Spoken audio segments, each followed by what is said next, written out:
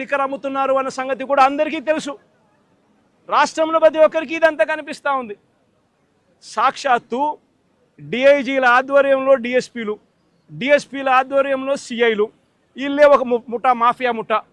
వీళ్ళే డబ్బులు కలెక్ట్ చేస్తారు, వీళ్ళే అలా అమ్మనిస్తారు, అలా అమ్మిన దానికి వీళ్ళే డబ్బులు తీసుకుంటారు, వీళ్ళే ఎమ్మెల్యేలకు డబ్బులు ఇస్తూ ఉన్నారు. చివరికి ఎమ్మెల్యేలకింత, చంద్రబాబుకింత, మధ్యలో పోలీసులకింత అని ఏకంగా పోలీస్ మాఫియా నడుపుతూ ఉన్నారు డిఐజీల ఆధ్వర్యంలో చంద్రబాబు నాయుడు గారు. ఆంధ్ర రాష్ట్రంలో ఏ నియోజకవర్గంలో తీసుకున్నా కూడా అక్కడ ఇసుక అన్నది యథేచ్ఛగా దోపిడీ జరుగుతూ ఉంది. మిషన్లు పెట్టి కొట్టేస్తూ ఉన్నారు.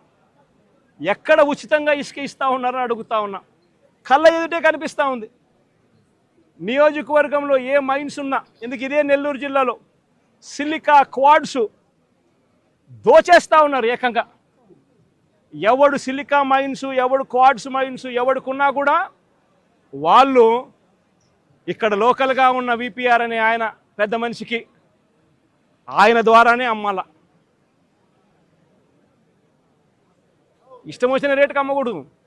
ఆయన ఫిక్స్ చేసిన ఆ రేటుకే ఆయన ద్వారానే అమ్మాల. నెల్లూరులో ఉన్న సిలికా మైన్స్లో ఉన్న ప్రతి ఒక్కరికి తెలిసి ఈ విషయం. కోర్టు కేసు వేసినారు. సిలికా ఓనర్స్ అందరూ కోర్టు కేసు వేసినారు. ఇదేం అన్యాయమయ్యా, ఇది మాకు మైనింగ్ పర్మిట్లు ఎందుకు ఇవ్వడం లేదయ్యా, మైనింగ్ పర్మిట్లు ఒక మాఫియా ఫామ్ చేసి ఈ రూట్లో వస్తేనే మైనింగ్ పర్మిట్లు ఇస్తారని చెప్పడం ధర్మమేనా అని చెప్పి ఏకంగా కోర్టులో కేసు వేసినారు. సిలికా క్వాడ్స్ ఈయన కలెక్ట్ చేస్తాడు, ఈయన ఇంత పెట్టుకుంటాడు, నారా లోకేష్ బాబుకు, చంద్రబాబు నాయుడుకి ఇంత పంపిస్తున్నాడు. ఏ నియోజకవర్గంలో తీసుకున్నా కూడా ఆ నియోజకవర్గంలో మైన్స్ ఏదున్నా కూడా ఆ మైన్స్ ప్రతి మైన్లోనూ కూడా ఎమ్మెల్యే గారిని కలవాలా, పోలీసులు హుకుం జారీ చేస్తారు, డబ్బులు కలెక్ట్ చేస్తారు, ఎమ్మెల్యే గారికి ఇంత ఇవ్వాలా, మిగతాది పోలీసులు ఇంత పెట్టుకుంటారు, పైకి పంపిస్తామన్నారు డబ్బులు మిగతాది. ఏ నియోజకవర్గంలో చూసుకున్నా కూడా విచ్చలవిడి పేకాట క్లబ్బులు. ప్రతి పేకాట క్లబ్కు కూడా రేటును బట్టి 10,000 రూపాయలు పేకాట క్లబ్ అయితే నెలకు 6 లక్షలు ఇవ్వాలి.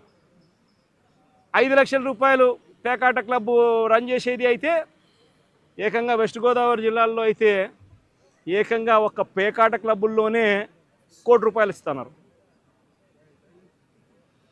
విచ్చల విడిగా కరప్షన్ జరుగుతూ ఉంది.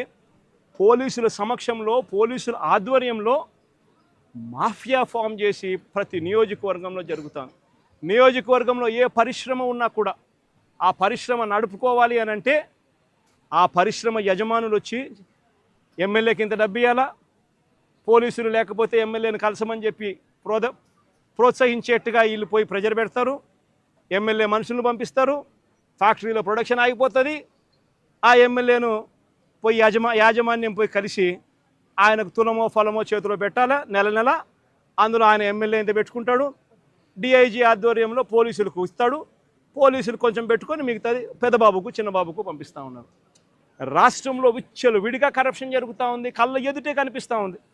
కానీ ఇంత కళ్ళ ఎదుట ఇవన్నీ కూడా కనిపిస్తూ ఉన్నా కూడా ఎవ్వరూ కూడా మాట్లాడకూడదు. విచ్చలవిడిగా భూములు శనిక్కాయలకు, బెల్లాలకు అమ్మేస్తారు. ఇలా కావలసిన వాళ్ళకు, వీళ్ళకి నచ్చినోడు ఎవడన్నా ఉన్నాడంటే 99 పైసలకు భూములు ఇస్తారు. వీళ్ళకి నచ్చినోడు ఎవడన్నా ఉన్నాడు అని అంటే ఏకంగా 30 ఏళ్ళ కాంట్రాక్టు, 40 ఏళ్ళ కాంట్రాక్టు, రూపాయిన్నర ఇస్తే చాలంటారు. విచ్చలవిడిగా భూములు శనిక్కాయలకు, బెల్లాలకు అమ్మేస్తూ ఉన్నారు. 4 రూపాయల 60 పైసలకు పీపీఎల్ చేసుకుంటూ ఉన్నారు. 2 రూపాయల 49 పైసలకు మేము ఆ రోజుల్లో పీపీఎల్ చేసుకుంటే నానా యాగి చేసిన ఇదే పెద్ద మనుషులు. అంత విచ్చలవిడిగా కరప్షన్ ఒక వైపున జరుగుతూ ఉంది. మరోవైపున సూపర్ 6, సూపర్ 7లు గాలికి ఎగిరిపోయాయి. ప్రతిదీ కూడా మోసమని తేలిపోయింది. వ్యవస్థలన్నీ కూడా పూర్తిగా నీరుగారిపోయిన పరిస్థితులు కనిపిస్తూ ఉన్నాయి.